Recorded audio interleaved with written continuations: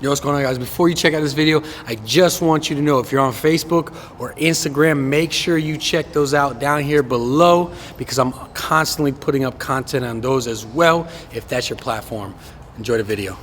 Yo, what's going on, guys? Chris Bond here, Overtime Athletes. Today, I wanted to make a video about one of the exercises that I love to implement for athletes when training hip extension. Obviously, any power athlete who runs or jumps needs powerful hip extension. And one that I absolutely love is the kettlebell swing. Now, there's a lot of people out there that are pretty detailed when it comes to their kettlebell swings. You can ask a lot of those Russian guys. I'll probably catch heat from it if I'm trying to give you some kind of technique.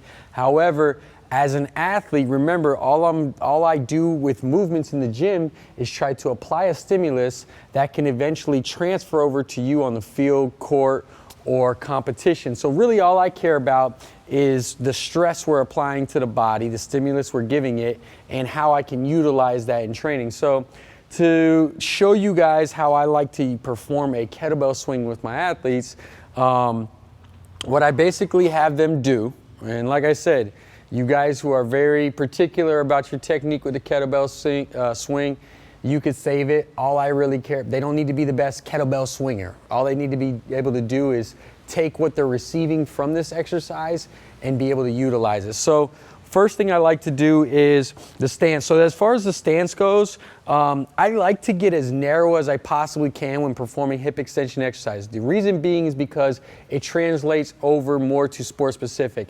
Anytime you're running or jumping on the field or court, a lot of the times or majority of the times, you want to keep your hips right underneath, or your feet right underneath your hips. For this particular exercise, however, you'll have to come out just outside shoulder width, because obviously you're going to be swinging in between your legs.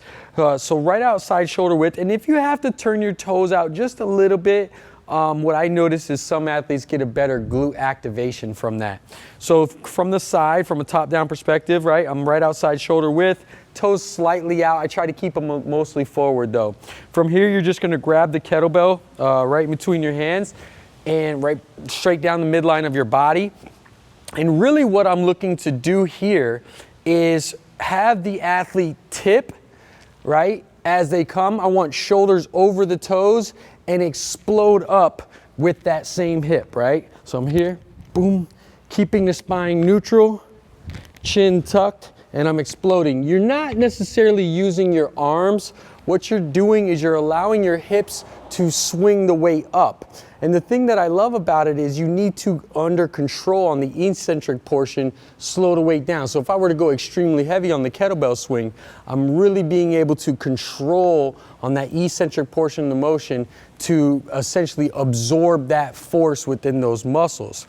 One thing, two variations that I absolutely love to further make that athlete focus on the absorption process of that force, right? Because gravity's taking it down, is if you have a partner, you can essentially, when you're swinging it here, you could essentially have them spike it down.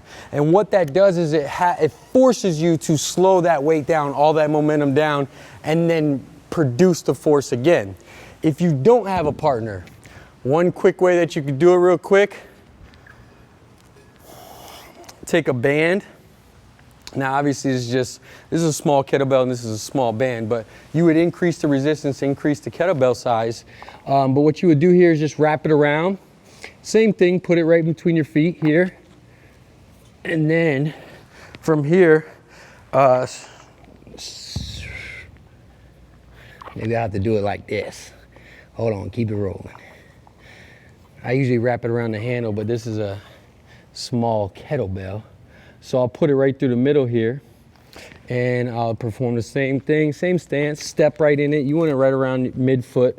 And then from here, what that's gonna do is you're gonna perform the same kettlebell swing, but as you can see at the top, more resistance as I go up, and then that band slaps it down or pulls it down, and then your body is forced to slow down that momentum. Again, what you're focusing on here, if you guys look at the actual movement, Obviously, if you want to talk from the belly button up, you need to keep that neutral spine and not allow yourself to sink down. So it's good that you're basically creating that stability in the top half of your body. But in the bottom half, really what we're receiving from the stimulus is creating hip extension by coming down here, bending, tipping over at the hip, shoulders over, and exploding up. If you think about it, a lot of your movements, whether it be jumping, whether it be running, is all about that hip extension. So you're getting that glute activation, especially throughout the entire posterior chain. Hope that helps. Kettlebell swing for athletes. Use that in your training to get a higher vertical and sprint faster. I'll at you next time. Hey guys, thanks so much for watching. If you're interested in becoming a better athlete, whether that be sprinting, jumping, strength, or overall looking like an athlete, go ahead and click the box here on my side and make sure that you subscribe to my videos here so I can keep sending them to you. Holler.